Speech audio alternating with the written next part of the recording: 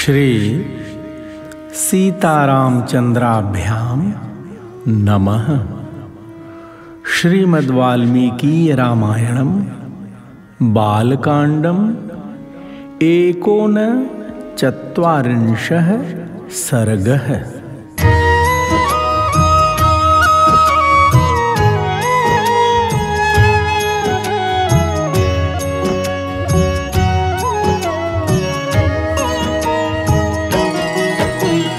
विश्वामित्रवचः श्रुत्वा कथान्ते रघुनन्दनः उवाच परमप्रीतो मुनिं दीप्तमिवानलं श्रोतुमिच्छामि भद्रं ते विस्तरेण कथामिमां।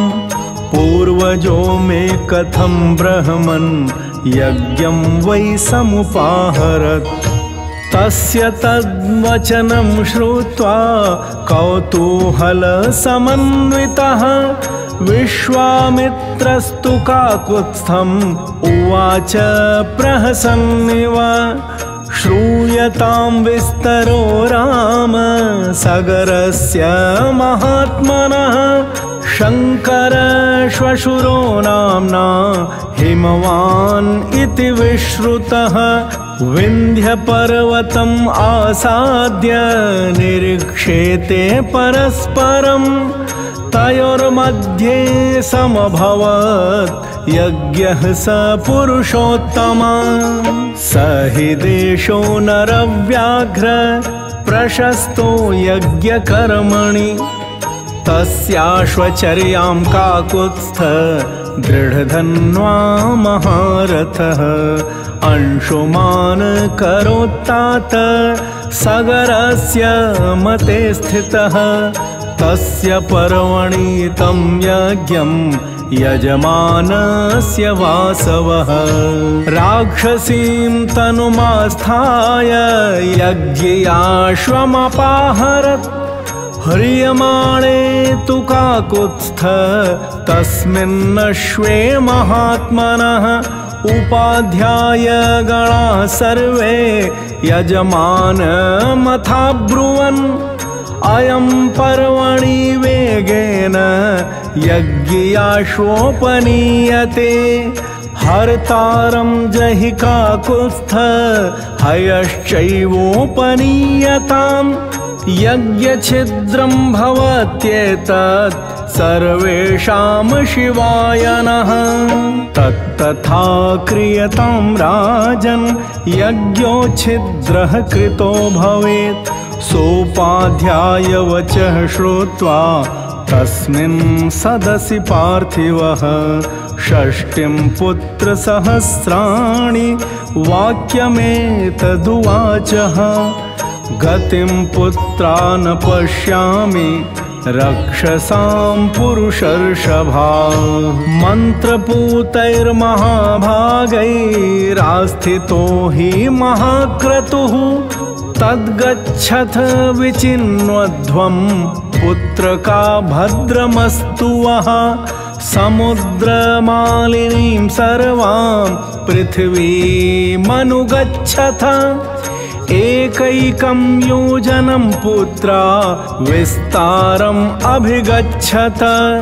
यावत् तुरगसन्दर्शः तावत् खनतमेदिनीं तमेव हयहर्तारं मार्गमाणाममाज्ञया। दीक्षितः पौत्रसहितः सोपाध्याय गणस्त्वहम् इह स्थास्यामि भद्रं वो यावत् तुरगदर्शनम्।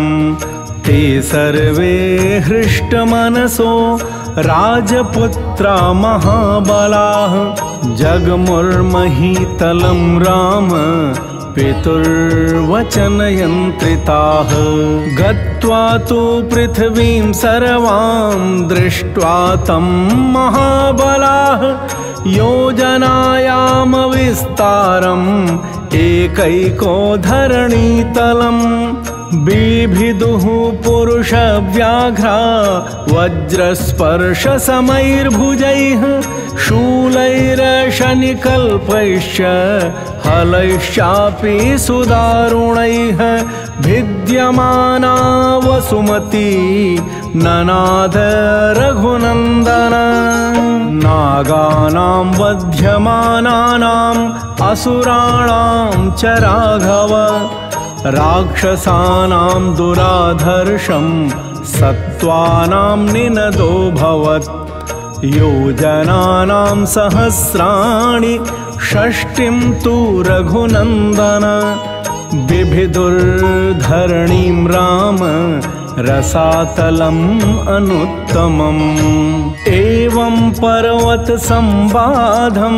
जम्बूद्वीपं नृपात्मजाः खनन्तो नृपशार्दूल सर्वतः परिचक्रमुः ततो देवाः स गन्धर्वाः सासुराः सह पन्नगाः सम्भ्रान्तमनसः सर्वे पितामहमुपागमन्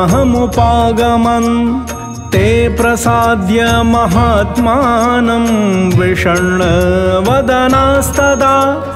ऊचुः परम संत्रस्ताः पितामहम् इदं वचः भगवन् पृथ्वी सर्वा खन्यते सगरात्मजैः बहवश्च महात्मानो वध्यन्ते जलचारिणः अयं यज्ञहरोऽस्माकम् अनेनाश्वोपनीयते इति ते सर्वभूतानि हिंसन्ति सगरात्मजाः। इत्यार्षे श्रीमद् रामायणे वाल्मीकीये आदिकाव्ये बालकाण्डे 39 सर्गः।